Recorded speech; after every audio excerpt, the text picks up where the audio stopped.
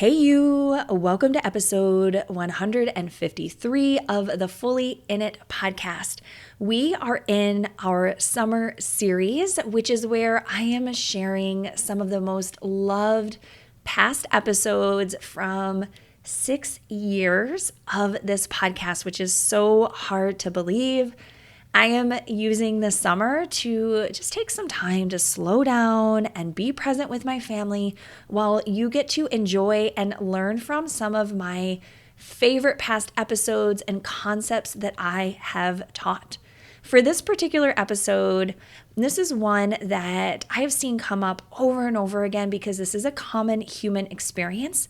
And that is where you feel very much in between who you once were and the life that you are intentionally creating. And it can feel a little scary at times because maybe you can't quite see the outcome yet, but you know that you are heading somewhere. If that speaks to you, you're going to want to listen into this episode as I offer some solutions and some support that are going to help you move through the in-between.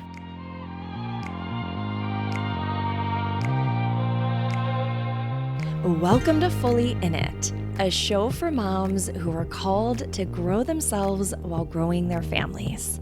Join me, Kate Saffel, a life and a business coach for moms, a homeschooling mama of 3, and a woman on a quest to show that our lives become even more meaningful when we remember why we are here and what truly matters most. This show is about going fully in it for you and the people you love by showing up powerfully in motherhood, entrepreneurship, in your home life, and for your family vision.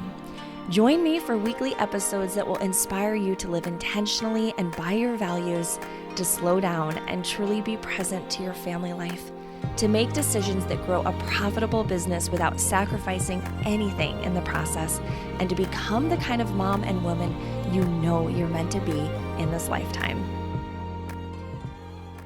Hey friends, welcome to episode 6 of the Streamlined Motherhood podcast. Have you ever felt stuck or in between where you were and where you want to be? Have you ever wondered when life would get back to normal? In this episode, I'll be talking about liminal space, or the in-betweens that naturally happen in life. I found this term a while ago when I was feeling stuck in that in-between space, and I was looking for a way to describe how I was feeling. Have you ever experienced a time in your life where you felt like you were no longer who you used to be, but not quite where you want to be? Or maybe your whole family has experienced liminal space, and you made a major life change, leaving behind the familiar, but haven't quite gotten where you're hoping to go. You may feel frustrated, stuck, or scared because your life doesn't look like what you're used to. You may also feel a pull to return back to what's familiar and safe. Until you cross out of liminal space and into your new normal, you will definitely feel that pull. This, my friends, is liminal space, and most people will experience some version of it in their lives. One of my favorite writers on faith, Franciscan friar Richard Rohr, writes about liminal space, and I wanted to share with you what he says. He says that liminal space is where we are betwixt, love that word, where we are betwixt and between the familiar and the completely unknown. There alone is our old world left behind, while we are not yet sure of the new existence. That's a good space where genuine newness can begin. Get there often and stay as long as you can by whatever means possible. This is the sacred space where the old world is able to fall apart and a bigger world is revealed. If we don't encounter liminal space in our lives, we start to idealize normalcy. The threshold is God's waiting room. Here we are taught openness and patience as we come to expect an appointment with the divine doctor. So in Richard Rohr's teaching, we cannot become the new version of ourselves and create a new world for ourselves and our families if we rush out of the liminal space. It is in that uncomfortable place that we discover our new path and where we can expect to go on our life's journey. My family and I have taken a series of steps leading us deeper and deeper into a liminal space, which started with my husband quitting his solid, reliable hospital job when I was 7 months pregnant with our third kid. Yes, I am serious. At the time, we were trying to find a better work-life balance and also more time for our creative and business pursuits. We had this vision in mind of what life could be like if only we could make it work. We craved more time at home for Kirk to bond with our girls and our new baby. And we hoped to have more time for him to work on his music and for me to have help so I could grow my own businesses. After he quit his job, we were tested in every possible way. His flexible work situation wasn't providing enough hours, and we began to struggle financially. Our house also started to fall apart, beginning when our new son was 5 weeks old and we found out we had a major gas leak. Yes, a major gas leak in our house with a newborn. Kirk was out of town at the time at his brother's wedding, and the gas company came out and shut off our service because they said it was too dangerous and said that they would not turn it back on until we replaced all of the gas pipes. It was expensive. It was unexpected, and I was totally in the throes of postpartum just being so incredibly hard. It was terrible. Then, a few weeks later, some of our water pipes started leaking, followed by our waste line backing up into our basement. All of this was in the span of 6 months, and I am pretty sure that I was our plumbing company's best customer that year. They definitely should have given me a much bigger discount. Listen, I'm not going to sugarcoat all of this. It was one of the hardest periods to experience, especially because it was all tinged through the lens of some mild postpartum depression. I longed for the familiar and the stable. But as Kirk and I talked about it, we knew that there was no going backward. We had moved toward a new normal, and we had to see it through no matter how hard it was. This liminal space was so uncomfortable because it required us growing into new versions of ourselves. We had to trust that there was something good for us on the other side of this period. We could have rushed our way out of the liminal space and into something familiar, but then we would have missed the growth and the change we so desperately needed in our lives. It was during this time of intense difficulty and growth that we were able to confirm our desire to travel full-time as a family. To an outsider, it may have looked like escapism, as though we were unable to handle the demands of normal life. The reality is that we had planned for full-time travel for years. We had that dream written on our hearts and had mostly ignored it until the pain became too great to wait any longer. I remember during that particularly painful season when our baby was only 6 months old and the summer was fading into fall, Kirk said to me, "We're hitting the road at the beginning of the new year." I remember looking at him as if he had sprouted horns. In my mind, we were stuck. We had this house that was costing us so much money in repairs. I was tired and depressed, and Kirk was saying that we were going to travel full-time in the spring? It seemed like a cruel joke. Then in November, we drove down to Disney World with my parents to take the kiddos for their first time.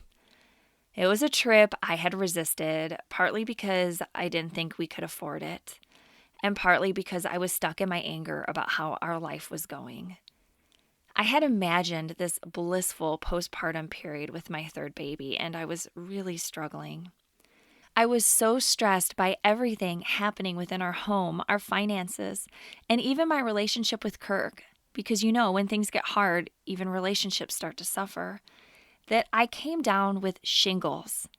Now, if you know anything about shingles, then you know it typically hits older people or younger people who are chronically stressed. It felt like a whole new low to me. So how would a 1-week vacation ease months of feeling stuck and uncomfortable with our lives?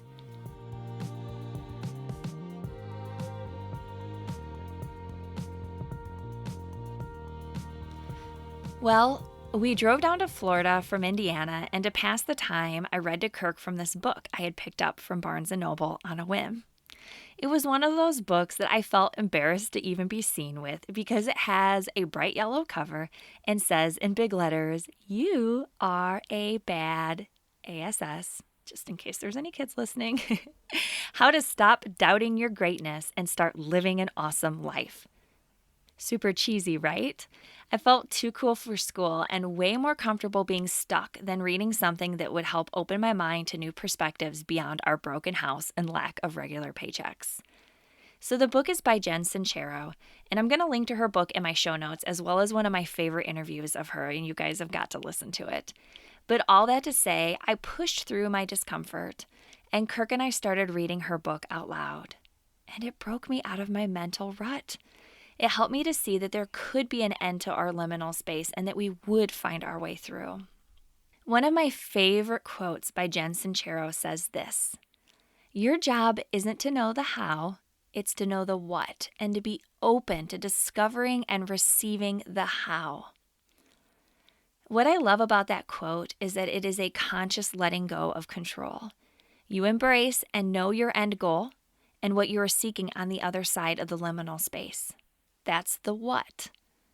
You then have to be open to finding out the how as you go through the process. I know that I am a bit of a control freak and I want to know right now. Okay, actually, I want to know yesterday exactly how I'm going to get from point A to point B. I don't want to wait to receive direction. I want to force my life into submission. Does any of you relate to that? It just doesn't actually work that way. I like to think of liminal space as the chrysalis that contains the butterfly in process. Did you know that a caterpillar in the chrysalis basically digests and dissolves itself into a sort of caterpillar soup? The caterpillar must be completely and totally deconstructed before it can become a butterfly. Only once it has been broken down can it be rebuilt. And it can't force the process. It doesn't say, "Today I'm going to be a butterfly, and I think I'll make that whole chrysalis stage happen in half the normal time." No, it has to be patient, to wait for the unfolding to happen, and then the how becomes clear. No caterpillar has ever experienced how to become a butterfly before it does, but that doesn't stop it from completing the process. And something else important to remember: no caterpillar ever says, "I think I just like inching around on my belly on the ground. I think I'm going to just avoid that whole freaky melting myself down just so I can become a flashy butterfly. Yeah, it's way more comfortable to just stay like I am than to try and become something different. Who needs to fly anyway?" No, we know that the caterpillar must become the butterfly. It cannot change its destiny to become a beautiful winged flying insect. We marvel at butterflies because we see that they have triumphed over their own liminal space and they now grace us with their beauty. Have you ever experienced this in your life? Have you ever felt completely broken down and just craving to be rebuilt? Or have you ever wanted to avoid that whole rebuilding stage and just stay a caterpillar? Listen, I know how uncomfortable it can be to feel yourself transforming into something different.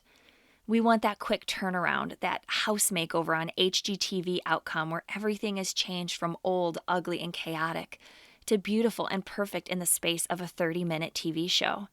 Wouldn't that be nice if our lives were that way, just fixed and made all pretty by a TV crew and a panel of experts? Listen, we weren't given our lives to hide and play small. I truly believe that we are called to step forward in sometimes uncomfortable ways to become who we were designed to be. This can look completely different for every person and also every family. And I have experienced my own liminal space, my own in-between periods separate from my family. It can be painful to feel like the only one stretching and growing. Even now, as I grow this streamlined motherhood community and nurture my business, I feel that stretching and liminal space. I've committed to the idea of growing my business through podcasting, writing, and educating others. And I'll be honest, it's a little scary. It would be so much easier to stop all of this and say, this wasn't really what I wanted. Sure, I would love to teach online for the rest of my life, even though it doesn't fulfill me and I feel drained every time I do it. It's safer to stick with what I already know than to venture into the unknown with a new business. But then I think of my daughters and the example I want to set for them as a mother. I want them to be brave, to try new ventures, and not get stuck in one way of thinking. I want them to know it's okay to make mistakes if they're learning something new in the process. Most importantly, I want to teach them that we don't give up, but rather see something through. Seeing what I'm doing through this lens gives me the perspective and strength to essentially work 2 jobs while homeschooling the kids. Yes, I'm tired and sometimes overwhelmed, but I also know this in-between stage won't last forever. I am being pulled toward a different destiny. I'm moving toward my new normal and away from my old. It would be easy in this space to idealize normalcy, as Richard Rohr says people tend to do when they're stuck in this in-between stage. But having been through my fair share of liminal spaces in my life, I know that I'm going to pull through. And I wouldn't have started this business if we hadn't taken the leap to travel full-time. It is all connected and part of my journey. So what does this mean for you? Well, I wanted to share with you a few practical tips for working through your own liminal space, as well as help you identify it if your child is experiencing it. So let's start first with our children. We must remember that our children are continually going through a folding and unfolding process throughout their entire childhood. They experience intense seasons of growth, which can sometimes be positive or negative, and then they might experience a brief plateau or calm period before going through that growth stage again. Maria Montessori described 3 planes of development for the child in their transition from infancy to adulthood. The first is age 0 to 6, which she calls the absorbent mind. This is a period of being shaped by their environment into the people they will become. Around age 6 to 7, the child goes through a huge developmental leap in which their thinking moves from the concrete to more abstract reasoning.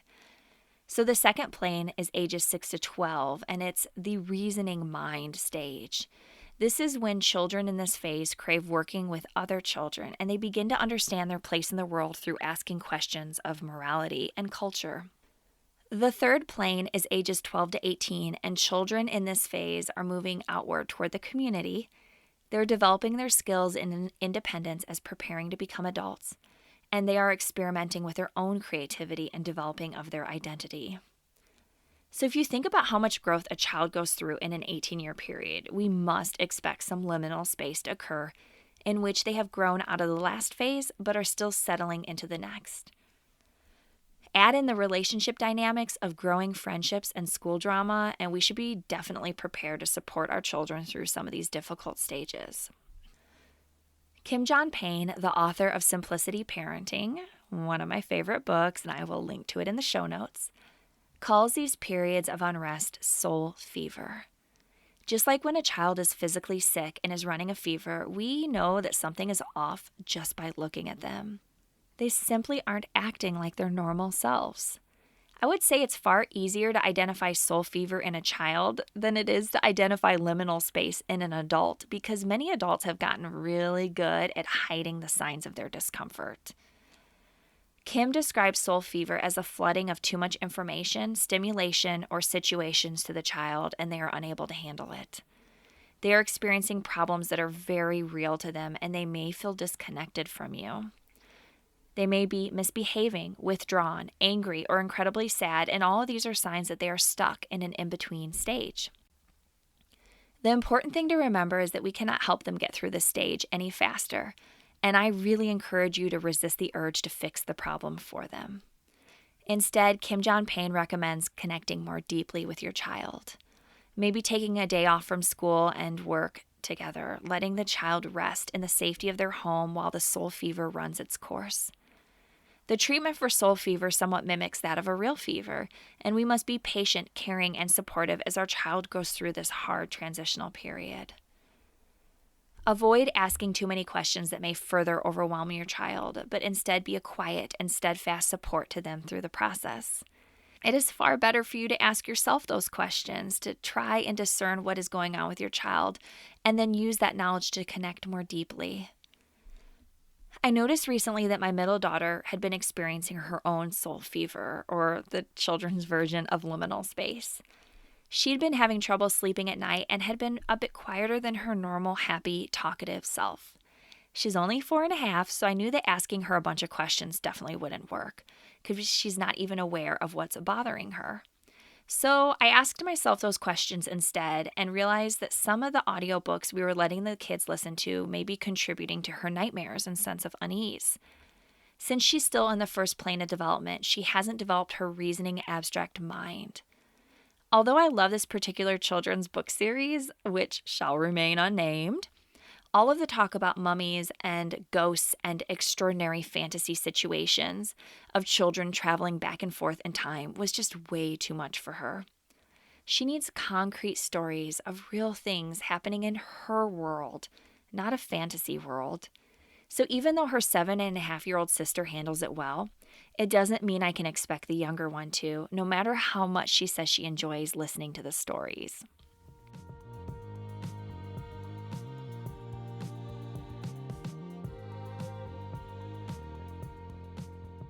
So we pulled back on the audiobooks, we let Big Sister listen to them on headphones instead, and we doubled down on our bedtime routine to make sure she feels safe and secure before she nods off to sleep. One of our favorite practices for a calm bedtime is one I learned from the book, Heaven on Earth, A Handbook for Parents of Young Children by Sharifa Oppenheimer. She recommends lighting a candle at bedtime and saying prayers or affirmations by its light. The candle creates the sense of security, and the repetition of the ritual creates routine and predictability for the child. It's a really beautiful practice, and our girls look forward to it every night. We also use a children's meditation app called Sleep Meditations for Kids by Christiane Kerr, a Montessori and children's yoga teacher. Okay, so now you have a bit clearer picture of how to identify periods of discomfort in your child's life. But what about in your own? I think we are far more aware of our own liminal space than we may realize. Some questions to ask yourself. 1. Have I recently made a big change to my life? 2. Have I discovered a new piece of information and I'm not sure how it fits in with my values or beliefs? And 3. Has something traumatic or unsettling occurred that has pushed me into a new way of living that I wasn't expecting? I will put those questions in the show notes for you to look over and think about later. But if you have found yourself in a liminal period, know that this is normal and it is just a sign of your own growth. The most important thing is to try not to rush through it or to fantasize about going back to the good old days. Our lives are meant to move forwards, not backwards, so keep your eyes on the horizon. When in these periods, it can be helpful to cultivate a gratitude practice. I know everyone is talking about how important it is to do this, and you may be tired of hearing about it. But here's the deal. Thinking about what we're grateful for right now pulls us out of our thinking about the past or our regrets, and it firmly roots us in the present. We want to be content in the present so that we are able to move forward. If you are continually thinking about misfortunes in the past, then you are rooting yourself to those unhappy periods and situations. Additionally, another step to add to your gratitude practice is visualizing the outcome you're moving toward. So you can do this in several ways. My favorite way is to spend a few minutes every day, usually for me when I first wake up and then before bed, closing my eyes and meditating on the path I'm creating and the destination I hope to reach. Anchoring this time to my gratitude practice means I'm not just wishing for something in the future, but first appreciating what I currently have. Even when we're going through our super rough period before we hit the road, I had so much to appreciate in my life. I had a roof over my head. I could feed my kids. And somehow, despite all of the financial troubles, we managed to pay all of our bills on time. It was truly a miracle. Even when I wasn't sure where the money we needed would come from, it always did somehow. It was also during that time that I started teaching online for a different university, and I was able to express so much gratitude for the income it provided my family. So by focusing on the positives of what we have and what we hope to create, we can then create more of it. If meditating and visualizing doesn't feel natural to you, another option is to just journal daily, just a few sentences, on where you hope to be when the liminal period ends. I like to write these sentences in the present tense as if it has already happened rather than saying, I want this or I want that. It feels more natural and it just feels right to visualize it having already happened. One of the other most crucial steps that will help pull you through this in-between stage is faith.